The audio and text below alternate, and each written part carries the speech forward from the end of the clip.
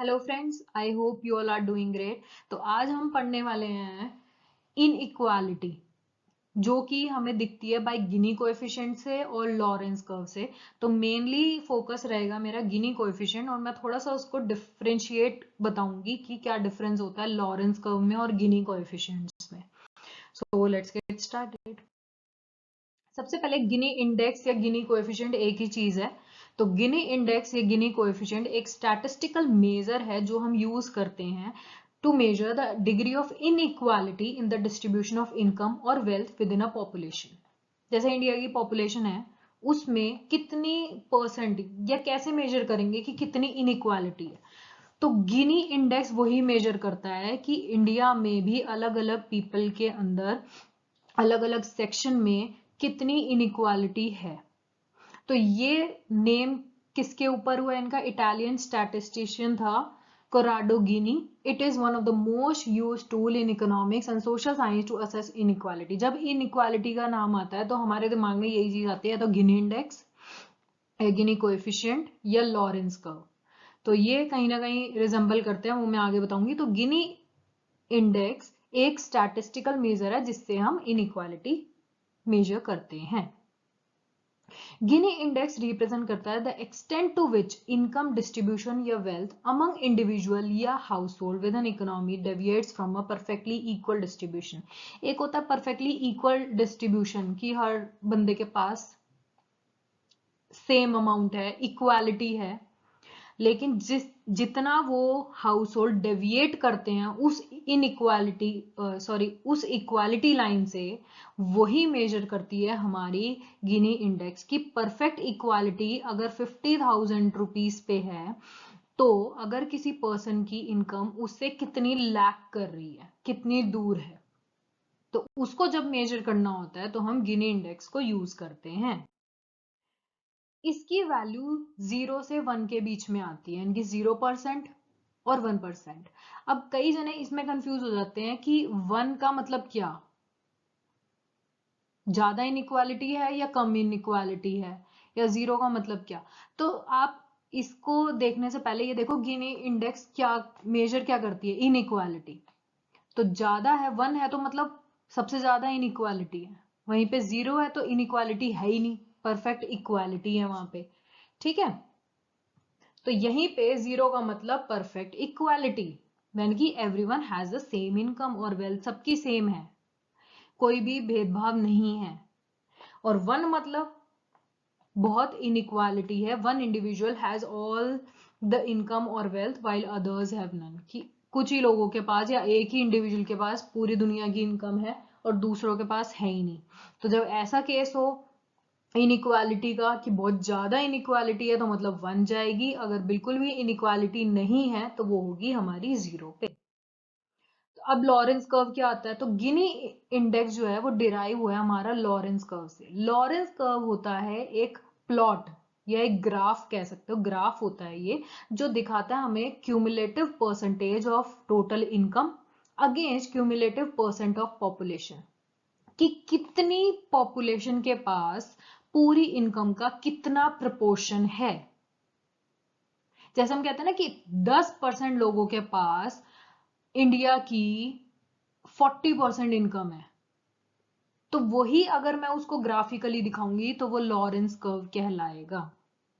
ठीक है, तो अ परफेक्टली इक्वल डिस्ट्रीब्यूशन का मतलब लाइन ऑफ इक्वालिटी। तो हम जब भी लॉरेंस कर्व ड्रॉ करते हैं ना, जैसे एक बॉक्स में ड्रॉ करा, यहां पर हम ले लेते हैं हमारी पॉपुलेशन, वो भी क्यूमुलेटिव, यहाँ पे लिखा है ना क्यूमुलेटिव परसेंटेज ऑफ पॉपुलेशन, और यहां पर हमने ले ली मान लो क्यूमुलेटिव परसेंटेज ऑफ इनकम। तो अगर मैं यहाँ पे ड्रॉ कर रही हूँ मान लो 10 एंड 20, एंड यहाँ पे मैं कर रही हूँ 10 20, इसको मैंने इस पॉइंट पे ड्रॉ करा मान लो, तो ये दिखा रहा है कि 10% जो पॉपुलेशन है ना, उसके पास पूरी इनकम का 20% है। ओके, और लाइन ऑफ इक्वालिटी मतलब जहां पर कोई भी इनइक्वालिटी नहीं है, तो 45 डिग्री जो लाइन होगी, जो ये स्ट्रेट लाइन होगी कि 100% पॉपुलेशन के पास 100% ऑफ इनकम है, तो मतलब सबके पास इक्वल है, तो इसका मतलब ये लाइन रिप्रेजेंट करती है लाइन ऑफ इक्वालिटी, क्योंकि इस पे अगर हम पॉइंट ड्रॉ करेंगे तो 20 के पास 20% जाएगा, 30 के पास 30% जाएगा, या 30 के पास ऐसे जाएगा, तो मतलब ये इक्वल प्रोपोर्शन में बटा होता है। आगे मैं ग्राफ भी दिखाती हूँ आपसे। तो the further the Lorenz curve deviate from this line, जितना लाइन ऑफ इक्वालिटी से हमारा लॉरेंस कर्व दूर होता है उतनी ही ज्यादा इनइक्वालिटी होती है। अब ये देख लो, जैसे यहाँ पे लिखा है cumulative share of people with lower income, यहाँ पर शेयर ऑफ इनकम अर्नड। तो ये जो लाइन है ये हमारी है इक्वालिटी लाइन। इस लाइन पे जब भी हम होंगे तो यानी कि इक्वालिटी है हमारी इकोनॉमी में। और ये जो आपको कर्व दिख रहा है ये हमारा है लॉरेंस कर्व, और जितनी ज्यादा फार होगा ये इक्वालिटी से उतनी ज्यादा ही इनइक्वालिटी होगी। अब गिनी कोएफिशिएंट अगर हमें कैलकुलेट करना है कितनी इनइक्वालिटी है, क्योंकि लॉरेंस कर्व तो हमें ग्राफिकली दिखा रहा है कि ये कर्व यहाँ पे है तो मतलब इनइक्वालिटी इतनी ज्यादा है, लेकिन कैलकुलेट कैसे करोगे उसके लिए हम गिनी कोएफिशिएंट का यूज करते हैं, जिसका फॉर्मूला होता है a by a plus B. A मतलब ये वाला एरिया, दिस वन, और a प्लस बी मतलब पूरा ये हाफ ट्रायंगल। तो A is the area between the Lorenz curve and the line of equality, और B हो गया area under the Lorenz curve, Lorenz curve के अंदर का एरिया, यानी कि ये B पॉइंट।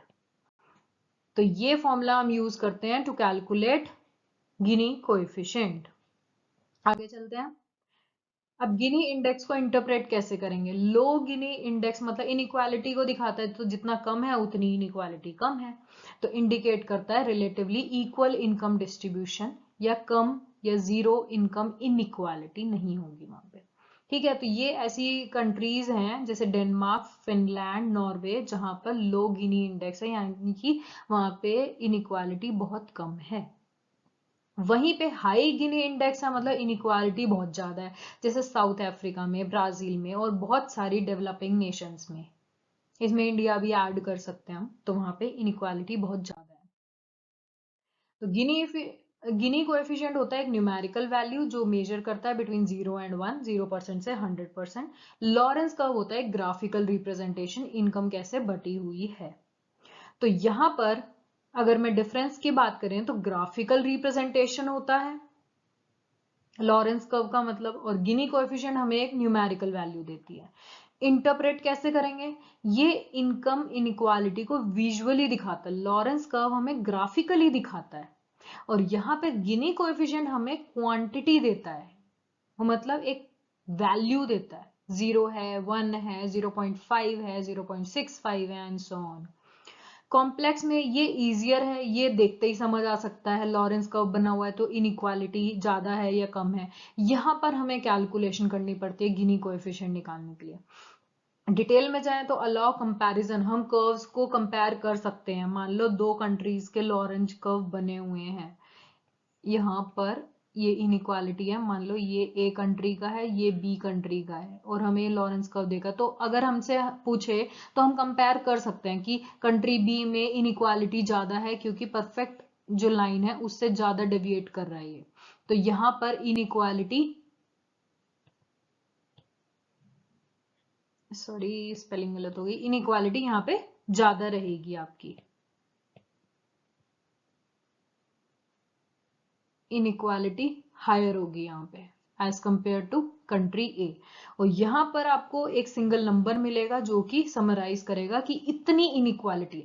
यहाँ पर हमने देखते ही समझ गया, लेकिन यहाँ पर वैल्यूज अगर लिखी होगी ना कि यहाँ पर 0.8 है और यहाँ पर 0.2 है,